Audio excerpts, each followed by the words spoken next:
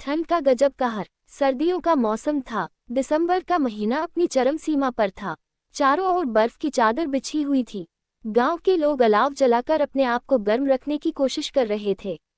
इसी कड़कड़ाती ठंड में एक छोटा सा गांव था जहां रजाई के अंदर दुबके रहने के बावजूद ठंड से राहत नहीं मिल रही थी। राजू और मोहन दोनों बचपन के दोस्त थे। गांव के बाकी लड़कों की तरह वे भी इस ठंड से बचने के उपाय ढूंढ रहे थे। दोनों ने तय किया कि जंगल में जाकर सूखी लकड़ियां इकट्ठा करेंगे ताकि अलाव जलाया जा सके और गांव वालों को ठंड से राहत मिले। लेकिन जंगल में इस मौसम में जाना खतरनाक हो सकता है, मोहन ने राजू को चेताया। हमें डरने की जरूरत नहीं है, राजू ने हिम्मत दिखाते हुए कहा।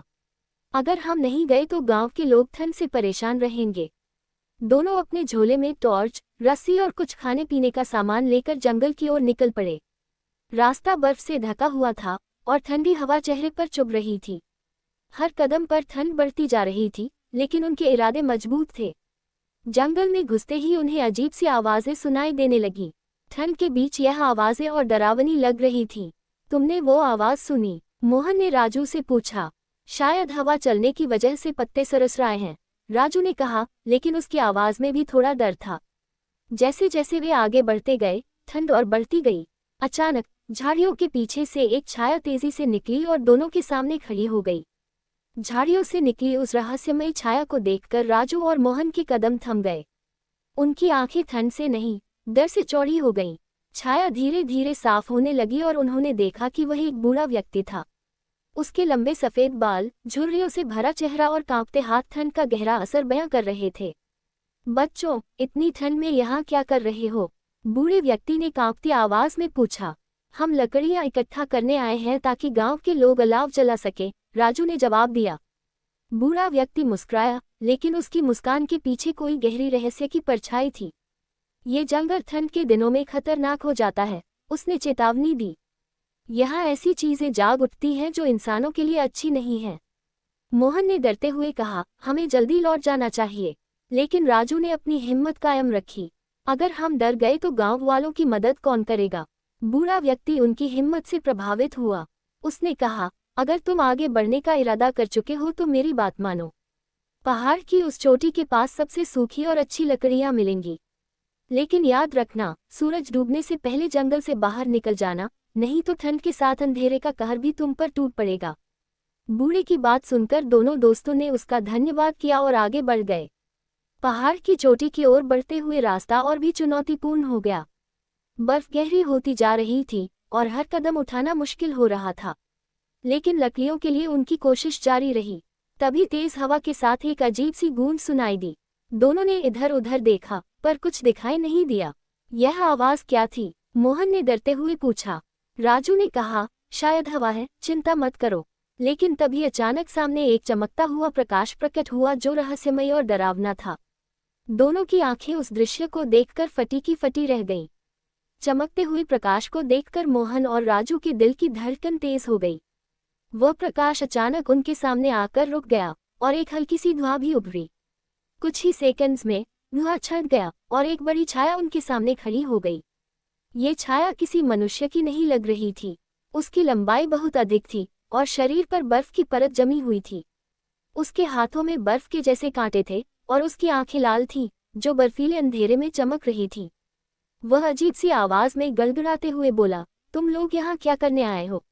राजू और मोहन हड़बड़ाते हुए पीछे हटे, लेकिन वे एक दूसरे से कह नहीं पा रहे थे कि यह क्या है। मोहन ने कांपते हुए कहा, हम लकड़ियां लाने आए हैं, गांव वालों के लिए। छाया ने जोर से हंसी उड़ाई। तुम दोनों को लगता है कि तुम अकेले इस जंगल से बच सकोगे? ये जंगल अब मेरे अधिकार में है। राजू ने हिम्मत जुटाई और कहा, हम नहीं डरते, हम गांव के लोगों को ठंड से बचाने आए हैं। उसकी यह बात सुनकर छाया अचानक रुक गई। कुछ देर के लिए जैसे सब कुछ शांत हो गया, फिर उसने कहा, तुम दोनों इतने जिद्दी हो, ठीक है। अगर तुम इस जंगल से जीवित बाहर निकलना चाहते हो तो मुझे एक परीक्षा देनी होगी। क्या परीक्षा? मोहन ने घबराकर पूछा। छाया ने अपनी लंबी बर्फीली उंगलियों से एक दिशा की ओर इशारा किया। वहां उस पहाड़ी की चोटी पर एक रहस्यमयी पत्थर रखा है। तुम्हें उस पत्थर को ढूंढ कर लाना होगा।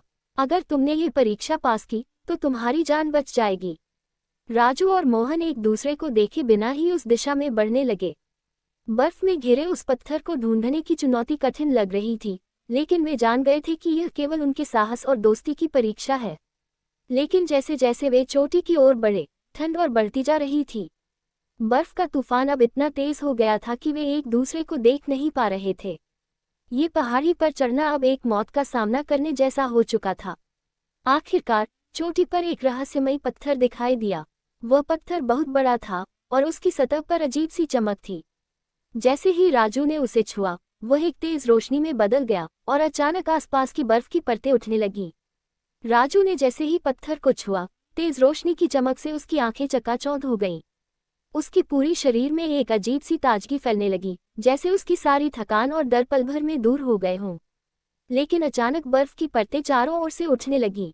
यह क्या हो रहा है? मोहन ने घबराकर पूछा। राजू ने झट से उसे जवाब दिया, कुछ गड़बड़ है, हमें तुरंत यहाँ से निकलना चाहिए। लेकिन पत्थर की चमक के साथ कुछ और हुआ। बर्फ की परतों के बीच से एक विशालकाय आकृति उभरी, वही भयावह छाया जो पहले उन्हें चेतावनी दे चुकी थी। अब वह उनके सामने और भी ज्यादा डरावनी लग रही थी। उसकी आंखें लाल हो चुकी थीं और उसके कांटे जैसे पंजे बर्फ से जड़ें तोड़ते हुए नीचे गिर रहे थे। तुमने जो किया वह तुम्हारी अंतिम गलती साबित होगा, वह छाया गरजी। राजू और मोहन घबराए हुए पीछे हटने लगे, लेकिन रास्ता पूरी तरह से बर्फ से ढका हुआ था। अब उनके पास केवल एक रास्ता था, आगे बढ़ना और सामना करना। हम डरते नहीं हैं, राजू ने साहस दिखाते हुए कहा। हमारे गांव वाले ठंड से मर रहे हैं, हम किसी भी हाल में यहाँ से नहीं लौट सकते। छाया ने गहरी हंसी हंसी और कहा, तुम दोनों की हिम्मत बहुत बड़ी है, लेकिन क्या तुम जानते हो कि यह जंगल एक बर्फीला कैदी है? तुम जिस पत्थर को छूने गए हो वह जंगल के राज को जागृत करता है, और अब तुम उसके शिकार हो। अगर हम तुम्हारे सामने हार मानेंगे तो इस ठंड से कोई बच नहीं पाएगा। मोहन ने राजू की तरफ देखा और कहा। राजू ने उसकी बात पर हामी भरते हुए कहा, हमें लड़ना होगा। वे दोनों मिलकर उस बर्फीली छाया से मुकाबला करने के लिए एकजुट हो गए। लेकिन जैसे ही वे एक कदम और बढ़े, छाया ने अपनी पूरी ताकत से उन्हें अपनी ओर खींच लिया। दोनों लड़के अपनी पूरी शक्ति से उसका सामना करने की कोशिश कर रहे थे, लेकिन बर्फ के बीच में उनका शरीर जैसे था फ्रोजन हो गया था। अचानक एक तेज आवाज आए और चारों ओर से बर्फ की परतें तेजी से उड़ने लगीं। अचानक वह छाया अचानक नष्ट हो गई और उसकी सारी ताकत गायब हो गई। राजू और मोहन बर्फ से बाहर निकल आए और वे दोनों एक दूसरे की ओर देखकर मुस्कुराए। वे जान गए थे कि उनकी दोस्ती और हिम्मत ने ही उन्हें इस खतरनाक स्थिति से बाहर निकाला। लेकिन ठंड और बर्फ की चुनौती अभी पूरी नहीं हुई थी। उनके पास अब एक नया मिशन था, गांव के लोगों को सुरक्षित और गर्म रखना।